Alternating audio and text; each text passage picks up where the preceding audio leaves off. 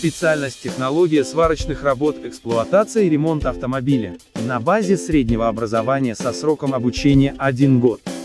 Про сварщика ручной сварки уже говорилось ранее. Это востребованная на современном рынке труда специальность.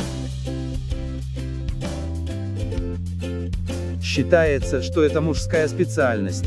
Однако это не совсем так. Обучаются делу ручной сварки, и весьма успешно, и девушки. По завершению обучения присваивается квалификация электросварщик ручной сварки 3-го разряда, а также водитель категории С.